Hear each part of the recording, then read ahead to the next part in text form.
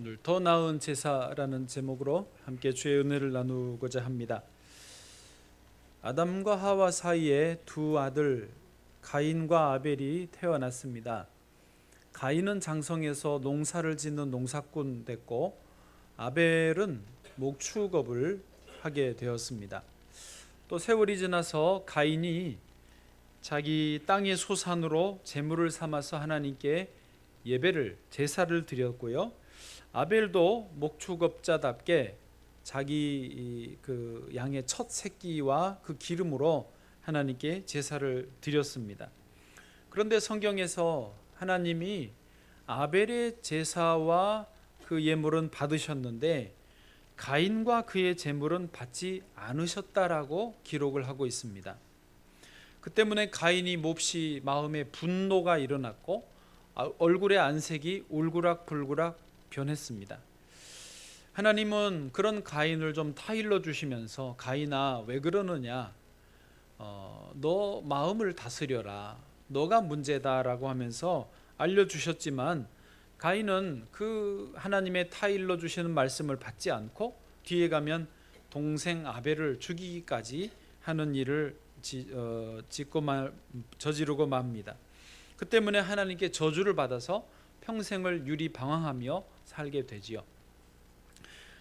신약성경 히브리서 11장 4절에 와서 보면은 그런 가인의 제사와 아벨의 제사를 조금 분명하게 비교를 해주고 있습니다. 한번 같이 읽어보실까요? 시작. 믿음으로 아벨은 가인보다 더 나은 제사를 하나님께 드림으로 의로운 자라 하시는 증거를 얻었으니 하나님이 그 예물에 대하여 증언하심이라. 그가 죽었으나 그 믿음으로써 지금도 말하느니라. 아멘. 앞부분을 다시 보시면 믿음으로 아벨은 가인보다 더 나은 제사를 하나님께 드렸다라고 되어 있습니다. 우리가 분명히 알아야 될 것, 짚어야 할 것이 이것입니다. 우리가 같은 예배를 드려도 분명 더 나은 제사가, 더 나은 예배가 있다라는 사실입니다. 가인도 예배를 드렸지만 분명 아벨의 예배가 더 나았다는 것이죠. 우리가 예배를 드리는 예배자로서 여기에 다 앉아 있지만은 우리 각자가 하나님 앞에서 뭐가 나아도 나은 예배를 드려야 된다, 하나님이 받으시는 예배를 드리도록 힘써야 되겠다라고 하는 것이죠. 하나님은 우리 인간들을 모두 하나님의 형상대로 창조해 주셨습니다. 그 목적이 뭐냐? 우리를 하나님 형상대로 창조하셔서 하나님께 예배 드리도록 하기 위해서 그렇게 지어 주신 것입니다. 그러므로 우리가 창조주이신 하나님께 예배를 드릴 때 우리의 피조된 목적을 이루는 거예요.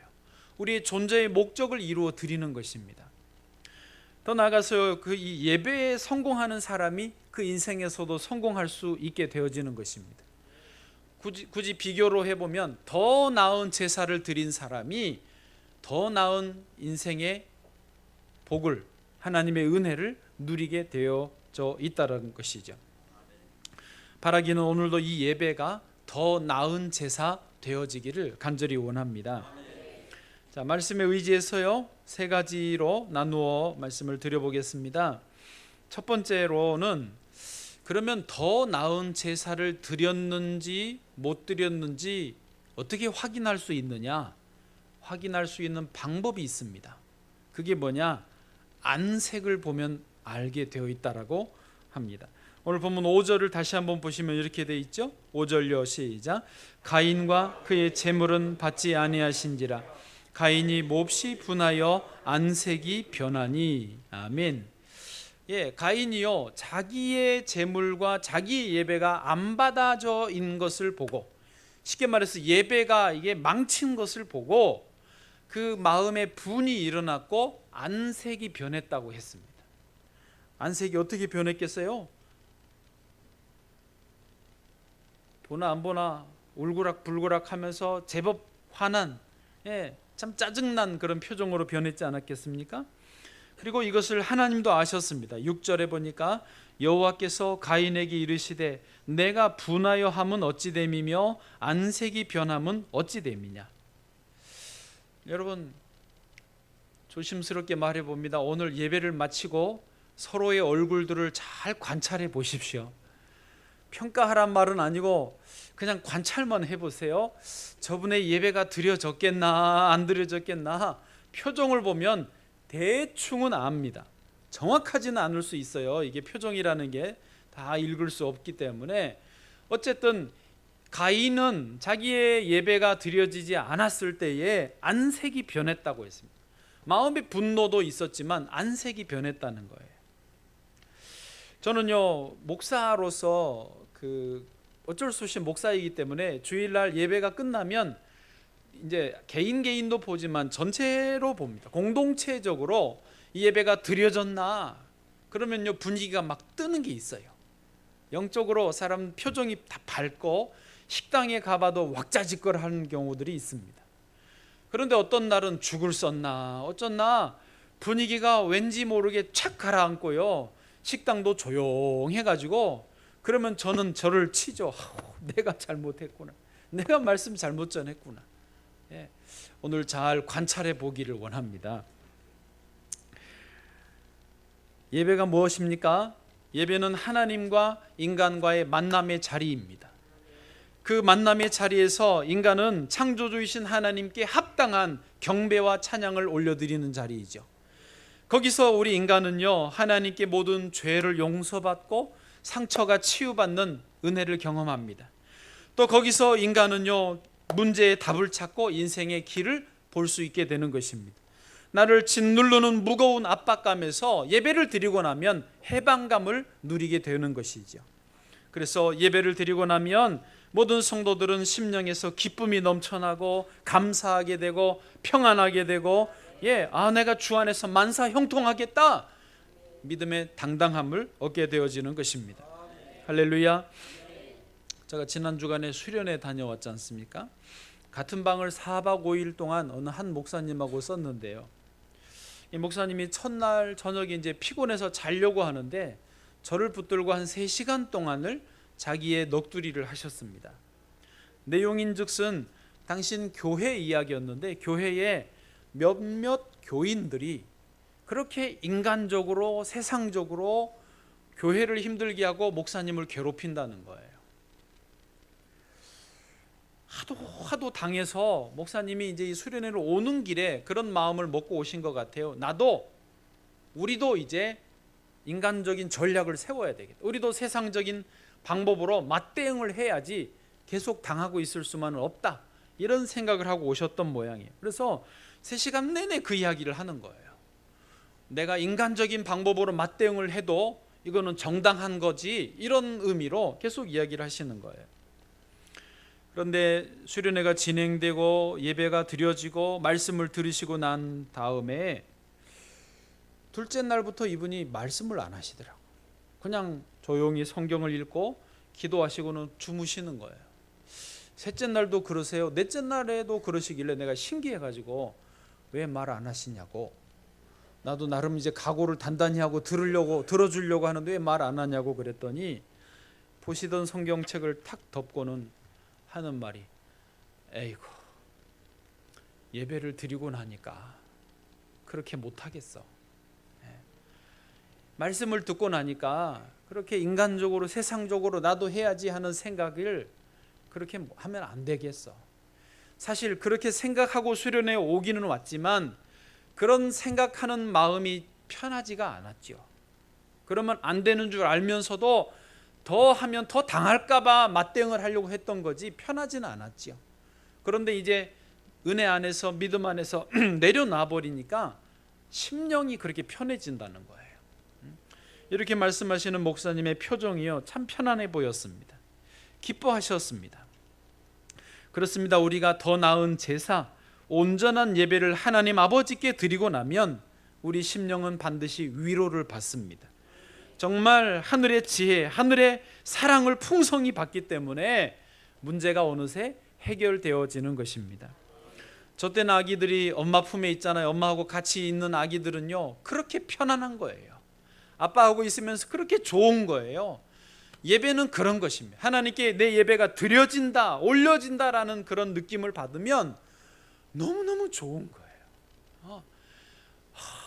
이 예배를 위해서 한 주를 살고 이 예배를 위해서 단장을 하고 차려입고 주 앞에 나오는 거예요. 주님 말씀하십니다. 마태복음 11장 28절 같이요, 시작. 수고하고 무거운 짐진 자들아 다 내게로 오라. 내가 너희를 쉬게 하리라. 아멘. 할렐루야. 그렇습니다. 주님 앞에 나와 예배 드릴 때 주님께서 우리의 무거운 짐을 다 맡아주시고 우리에게 쉼을 주시고 회복을 주시고 치유를 주시는 줄을 믿습니다.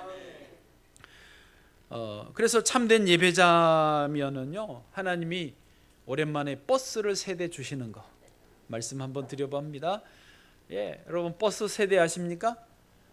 참된 예배를 드리고 나면 버스 세대를 타고 간다니까요. 첫 번째 버스 기버스. 3부는 기버스가 먼저 나오고 1, 2부는 밥버스가 먼저 나오더라고. 그분들은 인생이 바쁜 거야. 우리는 여기서는 기버스. 따라하세요. 기버스. 큰 소리로 하세요. 기버스. 더 큰 소리로 하세요. 기버스. 여보세요. 입술을 여세요. 기버스. 할렐루야. 그 다음에요. 예뻐스. 예뻐스는 마지막에. 바버스. 바버스. 세 번째요. 예뻐스. 예뻐스. 쭉 이어서 해볼까요? 첫 번째 시작. 기뻐스. 두 번째 바뻐스. 세 번째 예뻐스. 할렐루야. 우리가 주의 은혜 받고 참된 예배자들은요, 이렇게 늘 기뻐하는 거예요. 그리고 부지런히 일이 많으니까 바빠지는 거고요. 또 그렇게 살아도 예뻐요. 예뻐스가 되는 줄 믿습니다. 오늘 우리 모두에게 이 선물들이 안겨지기를 축복합니다. 두 번째로 나누기 원하는 말씀은 이 더 나은 제사를 드릴 때 이제 얼굴만, 안색만이 아니라 그의 인생을 통해서도 증거가 된다는 것이죠. 쉽게 말해서 예배에 성공하면 인생에 성공한다는 것입니다. 오늘 본문에서요, 가인은 자기 예배가 드려지지 못했을 때 하나님이 너를 돌아봐라, 죄가 문 앞에 엎드린다라고 말씀해 주셨는데도 불구하고 가인은 그 말씀을 받지를 못했습니다. 결국 가인의 인생은 살인자가 되고 말았고 평생 유리방황하는 인생이 되고 말았습니다. 그런데 놀라운 것은요, 그 가인의 그 당대에서만 이 저주가 끝나지 않고 후손들에게도 이어졌다는 것이죠. 성경에 가인의 후손들이 소개가 되는데요, 처음에는 가인의 후손들이 잘 되는 것처럼 보였어요. 예를 들어서 한 5대손, 6대손 내려가니까 막 전문가들이 나와요. 야발이라는 자녀는 가축 치는 자의 조상이 되었어요. 여러분, 가축 치는 자의 조상이 됐다는 말은 그 목축업계의 대부가 됐다, 한 일가를 이루었다, 그런 말 아닙니까? 야발이 그랬어요. 유발은 음악가의 조상이 되어 수금과 퉁소를 잡는 모든 자의 조상이 됐어요. 음악가의 조상이 야발이래. 네? 아니에요? 성경이 그렇게 돼 있는데요. 또요, 두발가인이라는 자녀도 있어요. 구리와 쇠로 여러 가지 기구를 만드는 자가 되었어요. 전문가, 기술자가 됐어요. 여러분, 요즘 시대가 전문가의 시대인 것은 맞습니다. 다 전문가를 존중하고 전문가의 말을 듣습니다. 목회자도요, 이제 전문가에게 자문을 구할 때가 됐습니다. 그것은 저는 좋다고 봅니다. 그런데 문제는 아무리 전문가라고 하여도 예배자가 되어야 하는 것입니다. 창조주 하나님 앞에 겸손히 엎드리는 예배자가 되지 못하면 가인의 후손 그 집안처럼, 이제 라멕이라는 사람이 그 후손 중에 등장하게 되는데, 정말 심각하게 자기 상처로 말미암아 사람을 죽인다, 살인을 한다, 그런 내용들이 막 나와요. 한번 보실까요? 창세기 4장 23절입니다. 같은 가인의 후손인데요, 이렇게 고백합니다. 라멕이 아내들에게 이르되 아다와 실라여, 부인들 이름이에요. 내 목소리를 들으라. 라멕의 아내들이여, 내 말을 들으라. 나의 상처로 말미암아 내가 사람을 죽였고 나의 상함으로 말미암아 소년을 죽였도다.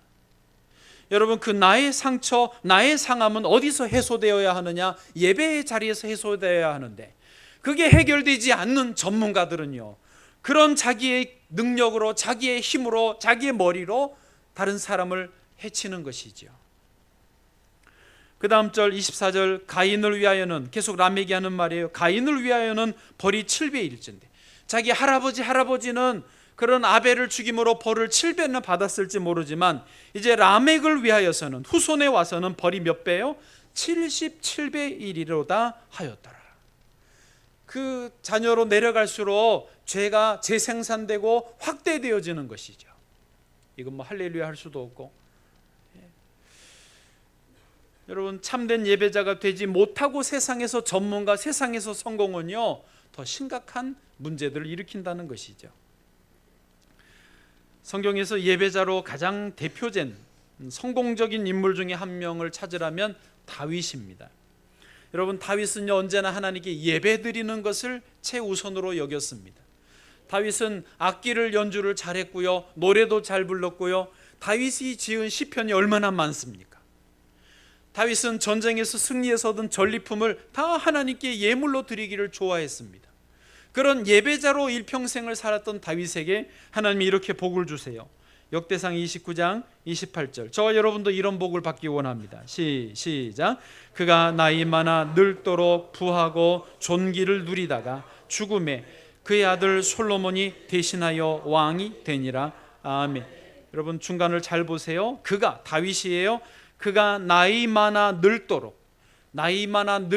사는 것만 해도 일단 장수의 복인데요, 부하고 존귀를 누리다가, 늙도록 부하고 존귀를 누리다가 죽음에, 치매도 안 걸렸어요. 그의 아들 솔로몬이 대신하여 왕이 되니라. 아멘. 할렐루야. 여러분, 하나님 앞에 참된 예배자로 살면요, 그의 평생에 이런 복을 주시는 것입니다. 지금 우리 대한민국에서도 저는 이런 분들을 몇 분 알고 있습니다. 여러분, 혹시 기억하시나요? 우리 농협에 살 때 우리 교회에 오셔서 한번 말씀 전해주신 목사님이 계세요. 나이 많으신 합동 측 총회장을 지내신 목사님이신데요, 이분이 저희 이제 집안에 잘 아는 분입니다. 이분이 뭐라고 그러시냐면, 당신은 현직에 계실 때 그렇게 하나님 앞에 예배 드리는 일을 우선했고, 목회자이지만 예물을 많이 드리셨대요. 할 수 있는 대로 많이 드리셨대요. 그랬더니 총회장도 지내셨지만 지금도 이제 80 몇이신데 지금도 그렇게 물질을 하나님이 주시고 또 존귀하게 해주신다는 거예요. 이분이 딱 증거입니다. 또 이번에 수련회 때 어떤 목사님 부부를 만났는데요, 이분들이 그런 간증을 하시더라고요. 아들이 둘이 있으시대. 이분들이 60대 초중반이기 때문에 아들들이 장성했어요. 근데 큰 아들은 서울대 성악과를 나왔고, 둘째 아들은 경희대 성악과를 나왔어요. 큰 아들은 이제 뉴욕에서 활동 중이, 결혼해서 뉴욕에서 활동 중인데 기획사가 관리를 해주는 거예요. 성악을 하니까. 둘째 아들은 이번에 독일에서 극장에 이제 전속 배우로 전속 계약을 했다고 표현을 하더라고요. 그게 뭐냐면 이제 그냥 단역 배우 정도가 아니라 그 극장의 전속 배우가 되고, 그렇게 되면 어떻게 되느냐, 집을 주고 차를 주고 연봉을 세게 주는 거예요. 예. 근데 이제 덧붙이기를, 독일은 세금을 많이 떼서 40, 50%를 떼간대요. 그래도 좋은 것은 노후 대책이 확실한 거죠. 예. 노후 보장을 해줘요. 이 목사님과 사모님이 참 순박하시더라고요. 대화를 해보니까 교회가 크지는 않지만은 그냥 주님 사랑하고 예배드리는 일에 최선을 다하셨는데, 두 아들들에게 어려서부터 늘 했던 말이 뭐냐면, 공부해라 이런 말을 해본 적이 없대요. 한 번도 그런 말을 한 적이 없대요. 대신에 무슨 말을 했느냐, 하나님을 사랑해라, 하나님께 예배를 잘 드려라, 하나님께 잘 보여라, 이 말은 늘 했다는 거예요. 그래서 그런지 두 아들들도 사실 목회자가 그 음악을 하는데 돈을 어떻게 되겠어요. 하나님이 다 어떻게 잘 열어주시고 만나게 해주시고 채워주셨고, 또 지금 이제 큰아들을 내는 결혼해서 뉴욕에 가 있는데, 거기서도 뭘 하냐면 다 바쁘고 힘들잖아요. 뉴욕 생활이 얼마나 힘든지 몰라요. 모든 게 물가가 너무 비싸거든요. 그런데 거기서 유학생들을 다 집에 불러 초대를 해가지고 밥을 해 먹이는 거예요. 그 부인도 젊은 며느리도 밥을 해 먹이는 거예요. 유학생활이 힘드니까.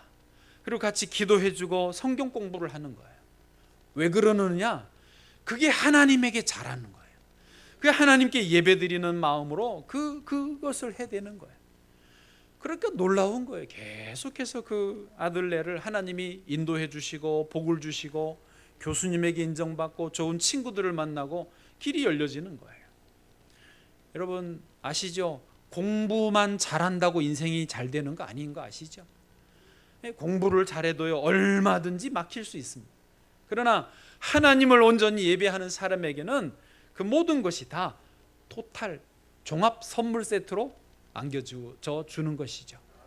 할렐루야. 우리 모든 인생과 사랑하는 자녀들에게, 손자 손녀들에게 이런 복이 있기를 원합니다. 이게 어디서 오는 거예요? 더 나은 제사를 드리는 온전한 예배자에게 주시는 선물이라는 것입니다. 여러분 그래서요 예배는요 더 나은 제사를 드린다는 것은 한 번의 행위가 아닙니다. 그것은 그분의 인격과 삶에서 묻어 나오는 거예요. 오늘 본문 7절을 한번 봐보시면은요 7절 시작. 내가 선을 행하면 어찌 낯을 들지 못하겠느냐? 선을 행하지 아니하면 죄가 문에 엎드려 있느니라. 죄가 너를 원하나 너는 죄를 다스릴지니라. 아멘. 여러분 가인의 문제가 뭐였을까요? 가인이 예배를 드릴 때 그 한 번 잘못 드려서 예배 드릴 때 한 번 예물 실수해서 하나님이 그 예배를 안 받으셨을까요? 하나님 그런 분 아니십니다. 사람도 이렇게 볼 때 한 번 실수한다고 내칩니까? 그런 사람 없습니다. 대부분 한두 번 실수해도 받아주죠. 그러나 문제는 뭐냐면 그의 인격과 삶에서 그의 태도에서 반복되고 그 태도가 근본적으로 잘못되어 있으면 그 예배를 받지 않게 되어지는 거죠. 거기 선을 행한다 7절에 선을 행하면 또 선을 행하지 아니하면 선을 행한다라는 말이 있는데요 히브리어로 야타브입니다. 이 말의 뜻은 유익하다, 아름답다, 옳다라는 뜻인데요 여기 시제로는 미완료형으로 쓰였습니다. 무슨 말이냐면 성경에서는 이 야타브, 선을 행하다라는 말을 쓸 때는 한 번도 완료형으로 쓴 적이 없습니다. 이게 뭐냐면 하나님은요 우리 인생들이 유익한 일, 아름다운 일, 옳은 일을 행할 때 한두 번으로 그것이 끝나는 것이 아니라 평생 지속적으로 유익하고 아름답고 옳은 일들을 행하기를 원하시는 거예요. 그러니까 그런 인격, 그런 삶이 되어져야만 이게 가능한 일이죠. 가인은 그게 안 됐어요. 그러나 아벨은 그게 되었던 것이죠. 여러분 우리가 하나님 앞에서 우리의 삶과 인격이 예배자로 합당하게 세워지기를 원하고 그런 삶의 예배를 드릴 때 또 그런 준비된 예배를 이렇게 주일날 드릴 때 우리는 예배에도 성공하고 인생에도 성공하게 될 줄로 믿습니다. 마지막으로 그래서요 그러면 어떻게 해야 됩니까? 구체적으로 어떻게 해야 더 나은 제사를 하나님께 드릴 수 있습니까? 하는 것인데요 대답은 이것입니다. 가장 귀한 것을 하나님께 드리는 것이고 가장 귀한 것은 뭐냐? 사랑입니다. 사랑. 하나님을 사랑하는 마음으로 예배를 드리는 것이죠. 본문의 4절을 함께 읽겠습니다. 4절요 시작. 아벨은 자기도 양의 첫 새끼와 그 기름으로 드렸더니 여호와께서 아벨과 그의 제물은 받으셨으나. 아멘.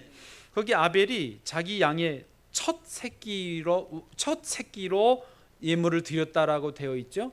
이 첫 새끼가 의미하는 게 뭐냐? 그게 제일 좋은 것, 가장 귀한 것이라는 뜻입니다. 민수기 18장 12절에 그렇게 되어 있어요. 그들이 여호와께 드리는 첫 소산 곧 제일 좋은 기름과 제일 좋은 포도주와 곡식을 내게 주었은즉. 아멘. 여러분 첫 열매, 첫 소산, 첫 월급 이게 제일 귀한 거 아닙니까? 여러분 월급도 받아보시면 알겠지만 첫 월급 그 감격, 내가 드디어 첫 월급을 탔어, 이게 제일 귀한 거예요. 두 번째 달, 세 번째 달부터는 이제 당연해. 또 들어왔군, 나왔군 이러잖아요. 그래서 제 첫 번째가 제일 귀한 거예요. 하나님께 첫 번째를 드리는 것, 가장 귀한 것을 드리는 것, 그걸 하나님이 원하시는 거죠. 아벨은 그거를 드렸다라는 것이죠. 우리가 왜 하나님께 가장 귀한 것을 드려야 될까요? 대답은 간단합니다. 하나님이 가장 귀한 분이시기 때문에 그렇습니다. 하나님은요, 우리의 생명을 주시기 위해서 그 아들 예수님을 십자가에 못 박게 하셨습니다. 주 예수님이 가장 귀하잖아요. 그 주님이 십자가에 못 박히시면서 우리를 살려주셨기 때문에 우리도 가장 귀한 것을 드려야 되는 것이 맞지 않겠습니까? 찬송가 94장 한번 불러보실까요? 우리 찬송가 94장 주 예수보다 더 귀한 것은 없네. 1절만 한번 불러보시죠. 첫 음만요. 주 예수보다도 귀한 것은 없네. 이 세상 부귀와 바꿀 수 없네. 영 죽은 내 대신 돌아가신 그 놀라운 사랑 잊지 뭐. 세상 즐거움 다 버리고 세상 자랑 다 버렸네. 주 예수보다도 귀한 것은 없네. 예수밖에는 없네. 할렐루야. 여러분, 하나님 앞에 예배드리러 나올 때 그래서요, 꽃단장을 하고 오시는 게 맞습니다. 제일 좋은 옷, 제일 깨끗하게 차려입고 나오시는 건 맞습니다. 예물을도 헌금도 어차피 드리실 거 깨끗한 거, 기왕이면 더 깨끗한 것을 좀 추려서 챙겨서 나와서 드리는 게 맞습니다. 더 나은 가장 귀한 분에게 우리가 예배를 드리는데 그런 수고는 해야 되지 않겠습니까? 옛날에 조상 귀신에게 제사를 드리는 분들이 저도 들었습니다마는 보름 전부터 준비한대요. 어떻게 준비하느냐? 밤 12시가 되면 샘가에 가서 물을 길러가지고 목욕 제기를 한대요. 부정 타지 말라고. 조상 귀신들의 진노 사면 안 되니까 보름 동안 밤만 되면 자정에 나가서 물 길러서 목욕 제기를 하고 그 제사를 준비한다는 거예요. 하물며 우리가 하나님 앞에 나오는데 말이죠. 여러분, 귀한 분 만나러 갈 때 선물도 좀 챙겨 가지 않습니까? 선물 대충 이렇게 갑니까? 대충 덜렁덜렁 들고 갑니까? 그렇지 않잖아요. 그래, 귀한 분 어쩌다가 갈 때 정말 리본도 달고 포장지도 기왕이면 선물보다 포장지가 더 비싼 거라도 해서 가려고 신경을 쓰잖아요. 그 마음을 쓰지 않습니까? 하물며 하나님 앞에 더 나은 제사를 드린다고 하면 우리가 그런 수고는 해야 되는 게 맞지 않겠습니까? 이렇게 더 나은 제사를 드릴 때 반드시 하나님은 은혜를 주십니다. 놀라운 하늘의 복을 부어주시리라 믿습니다.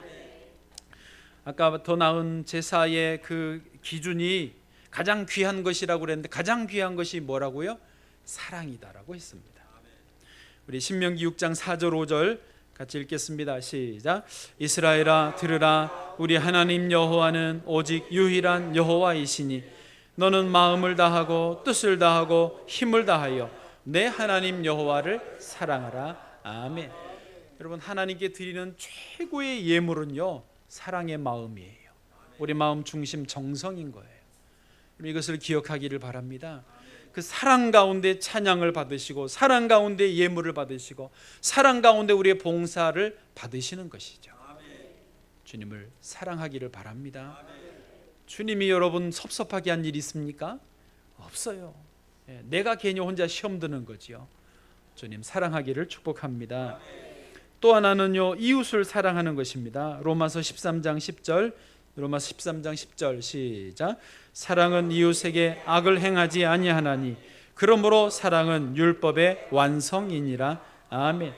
예, 사랑, 이웃을 사랑하는 거예요. 사랑, 이웃을 악을 행하지 않고 이웃을 사랑하는 거예요. 그것이 율법의 완성이에요. 주님도 그렇게 말씀하셨어요. 예물을 가지고 하나님께 예배 드리다가 형제에게 원망 들을 일이 생각나거든 어떻게 하라?